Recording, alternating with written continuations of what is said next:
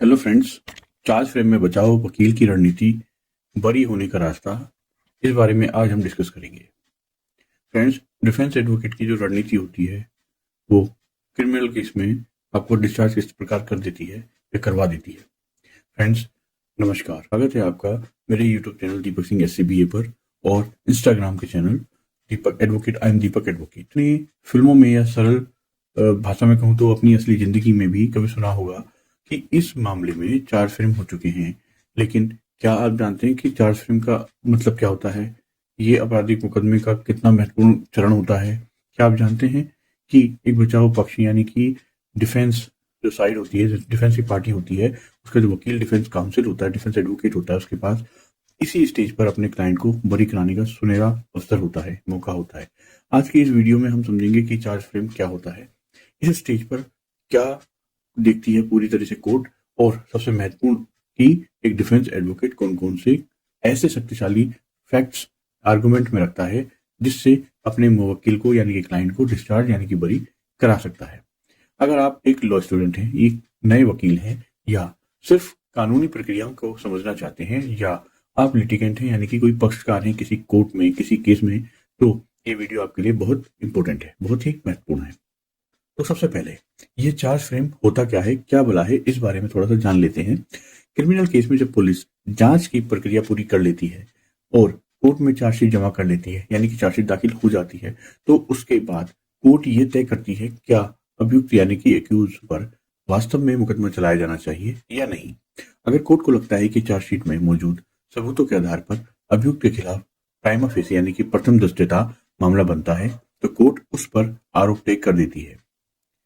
इसी को हम चार्ज फ्रेम करना बोलते हैं या कहते हैं। मगर इसका जो मतलब है एक तरह से ये कि कोर्ट हरी झंडी देती है कि उस व्यक्ति के खिलाफ कानूनी तौर पर मुकदमा चलेगा। सवाल ये है कि इस स्टेज पर जज क्या देखते हैं, क्या समझते हैं? क्या वे देखते हैं कि अभियुक्त दोषी है या नहीं है? ये सबसे बड़ी गलतफहमी है। मैं आपको साफ साफ बता देता हूं, ऐसा नहीं देखते। चार्ज फ्रेम के स्टेज पर कोर्ट को यह साबित नहीं करना होता कि अभियुक्त बियॉन्ड रीजनेबल डाउट है या नहीं है, दोषी है या नहीं है। ये नहीं करना होता। ये काम तो पूरा ट्रायल होने के बाद होता है। इस स्टेज पर कोर्ट सिर्फ ये देखती है कि क्या प्रोसिक्यूशन द्वारा पेश किए गए दस्तावेज और चार्जशीट का जो आधार है वो प्राइमा फेसी केस बनाता है या नहीं बनाता है। अगर आरोपों को सच मान लिया जाए तो वह किसी अपराध की ओर इशारा करते हैं कि नहीं करते। कोर्ट को सिर्फ एक गंभीर संदेह चाहिए, ग्रेव सस्पिशियस की एक अपराध हुआ है और ये उसने किया है नहीं किया, यही देखना चाहती है। ना कि जो है कोई अंतिम फैसला देना चाहती है कि वो दोषी है या वो अपराधी है नहीं है। ऐसा कुछ नहीं। ना ही वो एक्विटल करती है, ना ही वो उसे कन्विक्ट करती है इस स्टेज पर। और यही डिफेंस एडवोकेट की असली भूमिका शुरू हो जाती है।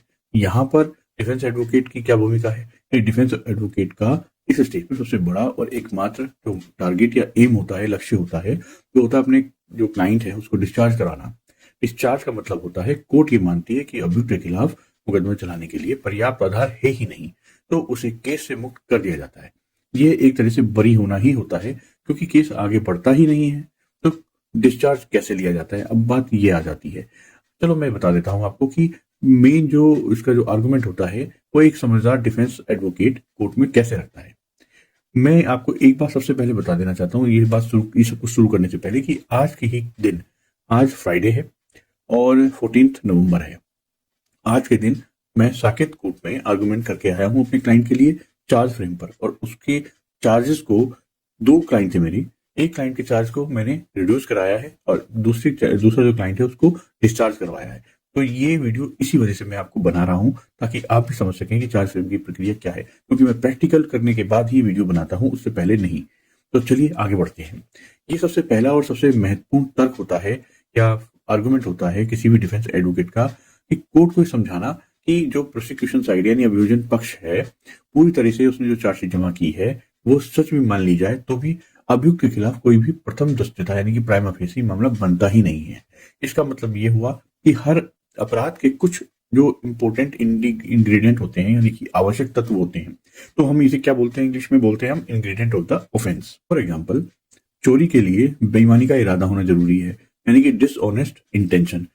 अगर नहीं है ऐसी आपके क्लाइंट में या आप में अंदर नहीं है, तो उसकी वजह से ये केस आपके फेवर में चला जाता है। दूसरी बात, चल संपत्ति को हटाना, यानी कि मूविंग प्रॉपर्टी को एक जगह से दूसरी जगह लेकर जाना। क्या ऐसा हुआ या उसने किया तो आपके खिलाफ बनता है मैटर, नहीं किया तो नहीं बनता है। अगर चार्जशीट में ऐसा कोई सबूत नहीं है जिससे ये दोनों जो इंग्रेडिएंट है साबित होते हैं, तो डिफेंस जो काउंसिल है, वकील हैं, उनका जो आर्गुमेंट है वो ये करेंगे, वो अपना तर्क ये देंगे अपने आर्गुमेंट में कि चोरी का अपराध बनता ही नहीं है, भले ही संपत्ति हटाई हो या नहीं हटाई हो, मतलब ये संपत्ति इसने यहाँ से वहां की हो या नहीं की हो, या इसके पास से मिली हो ना मिली हो, बट इसने नहीं किया ये काम। आपको हर आरोप के इंग्रेडिएंट का पता होना चाहिए और दिखाना होगा कि चार्जशीट जो होती है उनमें से किसी एक को भी पूरा नहीं कर रही है। दूसरा महत्वपूर्ण जो तर्क है वो होता है कि रिकॉर्ड पर अभियुक्त के खिलाफ मुकदमा चलाने के लिए सफिशिएंट ग्राउंड नहीं है, पर्याप्त आधार नहीं है। ये बहुत जरूरी है। डिफेंस काउंसिल जो होते हैं, यानी कि वकील होते हैं, उनको चार्जशीट में मौजूद जो पूरी मटेरियल होते हैं, जो मटेरियल एविडेंसेस होते हैं, उनके बारे में भी जिक्र करना चाहिए, जैसे गवाहों के बयान, कोई इंडिपेंडेंट जो विटनेस है, गवाह है या नहीं है, सीसीटीवी फुटेज उसमें अवेलेबल है या नहीं है, दस्तावेज जो है किसी भी तरीके के एविडेंसेस के वो है या नहीं है मौजूद, क्या उनकी लूप होल्स हैं, कमियां हैं, उनको भी लाना चाहिए। रीजनेबल डाउट क्रिएट करने चाहिए, वहां पे बताने चाहिए कि इससे रीजनेबल डाउट क्रिएट हो रहा है। गवाहों के बयान, अगर गवाहों के बयानों में बड़े और महत्वपूर्ण विरोधाभास हैं या पूरी तरह से अविश्वसनीय कि बिल्कुल भी वो जो है विश्वास करने लायक नहीं है, तो उन्हें कोर्ट के सामने रखना चाहिए। और ये गवाहों के बयान आपको कहाँ मिलेंगे? सीआरपीसी के 161 के बयानों में जो पुलिस लेती है, जो या फिर जो है भारतीय नागरिक सुरक्षा संहिता के सेक्शंस 180 के तहत ये बयान आपको प्राप्त होंगे, जो कि पुलिस अपने जो है बयान करती है जब इन्वेस्टिगेशन की जाती है। इन सबूतों को जो है किसी भी तरीके से संगत नहीं माना जा सकता, ये आप बताएंगे। ये दिखाना भी जरूरी है कि क्या जो हमें एविडेंसेस मिले हैं, जो बताए गए हैं प्रोसिक्यूशन साइड ने, ये दिखाना भी जरूरी है कि जो उपलब्ध साक्ष्य हैं, अभियोजन पक्ष यानी कि प्रोसिक्यूशन ने अपनी स्टोरी में जो प्रोसिक्यूशन वर्जन में जो बताए हैं वो मेल नहीं खाते हैं।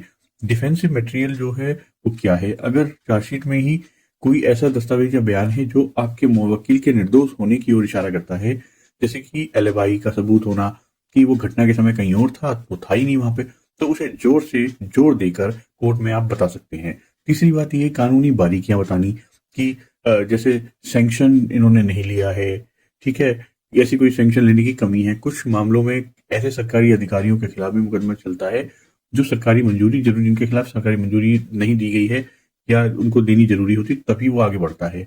अगर वो नहीं ली गई तो ये एक मजबूत बचाव हो सकता है। अब ज्यूरिडिक्शन वाली बात तो बहुत मेन है। ज्यूरिडिक्शन, किस ज्यूरिडिक्शन में ये मामला चलाया गया है, किस मुकदमा चला जा रहा है या कंप्लेंट की जा रही है। यदि जिस कोर्ट में केस चल रहा है उसके पास अधिकार ही नहीं है सुनवाई का, तो अधिकार क्षेत्र ही वो बनता ही नहीं है, ज्यूरिडिक्शन है ही नहीं, तो किस तरीके से वो केस उस कोर्ट में चल रहा है। कोर्ट के फैसले भी आप जो है कोट कर सकते हैं। सुप्रीम कोर्ट के उन महत्वपूर्ण फैसलों का भी आप हवाला दे सकते हैं जिनमें ये साफ कहा गया है कि आरोप तभी तय होने चाहिए जब अभियुक्त के खिलाफ बहुत ही गंभीर संदेह हो और केवल मामूली संदेह या अफवाह के आधार पर नहीं हो। अगर किसी ने अफवाह उड़ाई है, छोटी मोटी जो है डाउट दिया है, तो उस आधार पर आप इस केस को आगे नहीं बढ़ा सकते हैं। आप यहाँ कुछ प्रसिद्ध मामलों को भी जो है आप उनका भी नाम ले सकते हैं, उनको बोल सकते हैं, जैसे कि union of India versus Prafulla Kumar Samal, state of Delhi versus ज्ञान देवी, इस तरह के मामले जो हैं मुकदमे हैं। तो दोस्तों, चार्ज फ्रेम एक ऐसी स्टेज है इसमें एक डिफेंस एडवोकेट के लिए गेम चेंजर जैसी स्थिति हो जाती है, तो आपको अपने वकील साहब के साथ मिलकर इस स्टेज का पूरा फायदा उठाना चाहिए। सही रणनीति, मजबूत कानूनी तर्क और सबूतों का सटीक विश्लेषण करके आप अपने मुवक्किल को ट्रायल की लंबी प्रक्रिया से बचा सकते हैं। तो फ्रेंड्स, उसे डिस्चार्ज करवा सकते हैं। अगर आपको ये जानकारी उपयोगी लगी तो फ्रेंड्स इस वीडियो को लाइक करें, शेयर करें और मेरे इस YouTube channel Deepak Singh SCBA को आप सब्सक्राइब करना ना भूलें। आपके सवाल और सुझाव कमेंट सेक्शन में जरूर बताएं। मुझे आपकी कमेंट सेक्शन में सुझाव और सवाल मिलते हैं तो मुझे मोटिवेशन मिलता है और नई वीडियो बनाने का। अगली वीडियो में तब मैं आपको नए कानून के और सरल तरीकों से किस तरीके से जो प्रैक्टिकली हम प्रैक्टिस कर रहे हैं उसके बारे में आपको जानकारी देता रहूंगा। जय हिंद, धन्यवाद।